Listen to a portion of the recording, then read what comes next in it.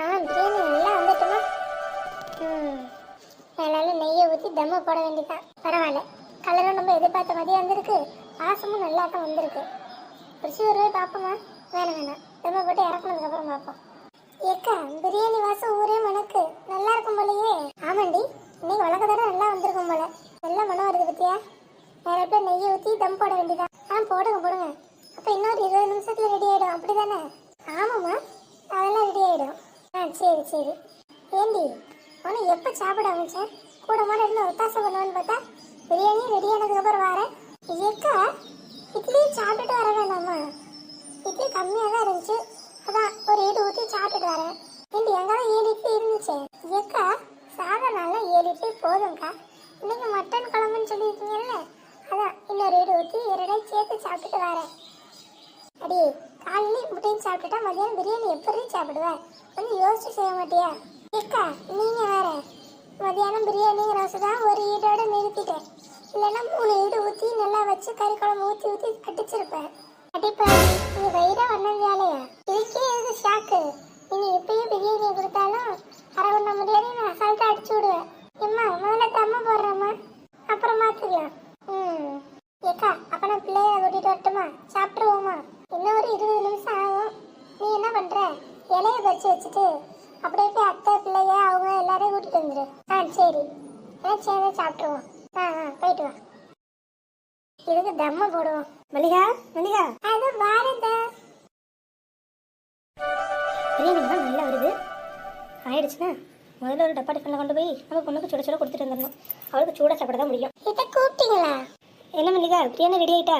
மனம் வந்தது, மணி வேற 12 ஆயிட்டு, அதான் கேட்டேன். அதெல்லாம் ரெடி ஆயிட்டு தான் தம் போட்டிருக்கேன். இன்னும் 15 நிமிஷத்துல ரெடி ஆயிடும். ஓ அப்படியா, சரி. நீங்களும் வாங்கத்த, சாப்பாடு எடுத்து வைக்க, எல்லாம் சாப்பிடலாம். இல்லைம்மா, எனக்கு இப்போ வேணாம். நான் போய் முதல்ல அவளுக்கு கொடுத்துட்டு வந்து சாப்பிட்டுக்கிறேன். இதே சூடாக இருக்கிற பேர் 2 பேர் சாப்பிடுங்க. இருக்கட்டுமா, பிள்ளைய விட்டு சாப்பிட மனசு வருமா சொல்லி தாய்க்கு?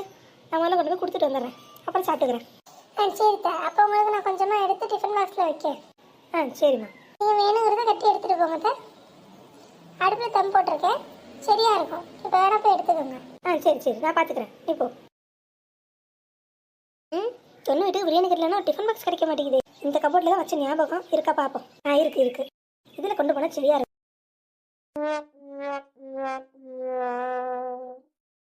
பிள்ளைகளா, சீக்கிரம் வாங்க. எம்மா, இன்னும் இங்கேயே போட்டுட்டீங்க சாப்பாடு, உள்ள வைக்கலையோ? உள்ள ஒரே புழுக்கமா இருக்குல்ல மக்கா, இங்கே உட்காந்து சாப்பிடுங்க இன்னைக்கு ஒரு நாள். சரிம்மா, இதுவும் நல்லா தான் இருக்கும். எங்க உன் தங்கச்சி வேணும்? எம்மா, இது எனக்கா?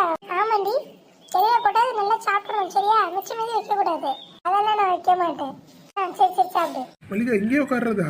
ஆமாங்க, உள்ள கரண்ட்ல பாருங்க புழுக்கமா இருக்கும், அதான் இங்கே உட்காந்துடலான்னு முடிவு பண்ணிட்டேன். ஆமாம்மா, அதுவும் நல்லதுதான். நம்ம சின்ன வயசுல இப்படி தானே திரிஞ்சு அலைஞ்சு சாப்பிட்டுட்டு இருந்தோம். இன்னைக்கு இங்கே உட்காந்து சாப்பிடுவோம்.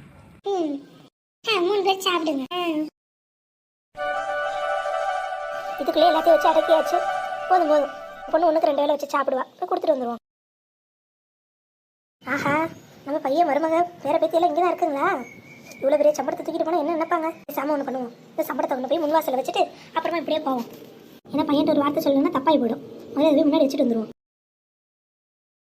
என்ன கேள்வி வந்து தேசம் மாறாமல் இப்படியே போகுது? கையில் வேற என்னமோ பார்த்தோமே, என்னன்னு பார்க்கல, நமக்கும் தண்டை வெடிச்சு போயிடும்.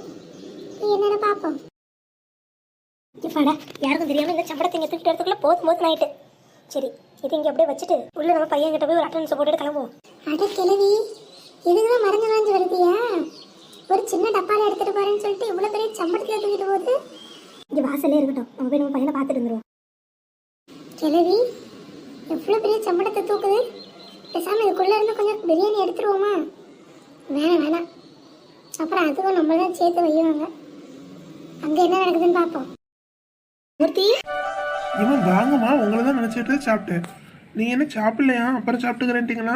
ஆமாக்கா, நான் தான் சொன்னேன் நீங்களாம் சாப்பிடுங்க, நான் அப்புறம் சாப்பிட்டுக்கிறேன். ஏமா இப்போய் சாப்பிட வேண்டியதானே? அது ஒன்றும் இல்லை மக்கா, உன் தங்கச்சிக்கு பிரியாணி ரொம்ப பிடிக்கும் பார்த்தியா? அதான் ஒரு குட்டியோண்டு டிஃபன் பாக்ஸில் கொஞ்சோண்டு பிரியாணி சோறு அள்ளி வச்சு எடுத்துகிட்டு போயிட்டுருக்கேன். கொடுத்துட்டு வந்து நான் சாப்பிட்டுக்கிறேன். அது பாதி கிழவி, அதுவா குட்டி டிஃபன் பாக்ஸு? அரை ஒரு நிமிஷத்தை ஒத்தாழ எடுத்துகிட்டு போயிட்டு அதை போய் குட்டி டிஃபன் பாக்ஸ் கதை விடுது. தங்கச்சிக்கு தான் ரொம்ப பிடிக்குமே, நல்லா ஒரு பெரிய டிஃபன் பாக்ஸில் தான் எடுத்துகிட்டு போகிறது. இருக்கட்டும் மக்கா, இங்கே பிள்ளைங்களா இருக்குல்ல, எல்லாரும் சாப்பிடணும்ல, கரெக்டாக தான் எடுத்துருக்கேன். சரிம்மா, நீங்கள் பார்த்து எடுத்துக்கோங்க. ஆமாம், அந்த கிழவி ஆல்ரெடி பொண்டாட்டி மொத்த சோத்தையும் கட்டிருச்சு. இதுல இந்த மாமா வேற இன்னும் கொஞ்சம் எடுத்துக்கலாம். அப்ப நாங்களும் என்ன வெறும் மண்ணை தின்னுதா? சரி சரி, அப்ப நான் போயிட்டு வரட்டுமா? வராது கிளவி, அப்படியே போயிடு. எத்தி எப்படி போறீங்க? நான் வேணா வந்து வண்டியில ஓடட்டுமா? அதெல்லாம் வேணாம் மல்லிகா, இம்பிட்டு தூரம் தானே, நான் நடந்தே போயிடுறேன். சரிக்கா. பார்த்து போயிட்டு வாங்க. அடி உமா, நீ எப்படி நிக்க? நீ உட்காரு, சாப்பாடு போடுறேன். சாப்பாடு அதெல்லாம் அப்புறம் சாப்பிட்டுக்கலாம். நீங்க ஒரு நிமிஷம் வாங்க. சாதம் பரிமாறிட்டு இருக்கேன், இப்போ வந்து வாங்குங்கிற. இரு இரு பேசிக்கலாம். நீங்க வாங்கக்கா. சரி நீங்க சாப்பிட்டுருங்க, நான் என்னன்னு கேட்டுட்டு வரேன். அக்கா பாத்தீங்களா, நம்மள்ட்ட சின்ன டிஃபன் பாக்ஸ் சொல்லிட்டு எம்பிட்டு பெரிய டிஃபன் பாக்ஸ் தூக்கிட்டு போறாங்க பாருங்க. இதுக்குதான் இப்படி கூட்டிட்டு வந்தியா? அக்கா உங்களுக்கு கொஞ்சம் கூட கோவம் வரவே இல்லையா? நம்மள எப்படி ஏமாத்தி இந்த கிழமை பிரியாணி எடுத்துட்டு போது பாருங்க. ஏண்டி எனக்கு தெரியாதா? சாதம் சமைச்சவளே நான் தான் எடுத்துட்டு போட்டோம்டி. நான் சேர்த்துதான் செஞ்சேன். அக்கா நம்மள்ட்ட ஒரு சின்ன டிஃபன் பாக்ஸ் தான் சொன்னாங்க. ஆமா, இப்ப அதனால என்ன? அவங்க பொண்ணு வீட்டுக்கு எடுத்துட்டு போறாங்க, இது அவங்க பையன் வீடு. இல்ல நீ நானே எனக்கு ஒரு கதை பேசுறது. அக்கா என்னால உங்களை மாதிரிலாம் இருக்க முடியாது, எனக்கு கோவமா வருது. அடி நான் சொல்றது உனக்கு இப்ப புரியாது. நீ ஒரு பொம்பளை பிள்ளை வச்சிருக்கீல்ல, அதை கட்டி கொடுத்ததுக்கு அப்புறம் உனக்கு புரியும். சரி சரி, இப்ப அதை பத்தி யோசிக்காம வந்து பிரியாணி சாப்பிடு. எல்லாம் ஒரு விஷயம்னு கூப்பிட்டு பஞ்சாயத்து பண்ணிக்கிட்டு என்ன? இந்த அக்கா நம்ம சொல்றது பெருசாவே எடுத்துக்கல.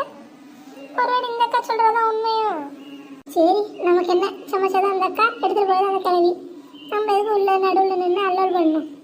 நம்ம போய் பிரியாணியை சாப்பிட்டு குட்டியா ஒரு வரக்கத்தை போடுவோம்.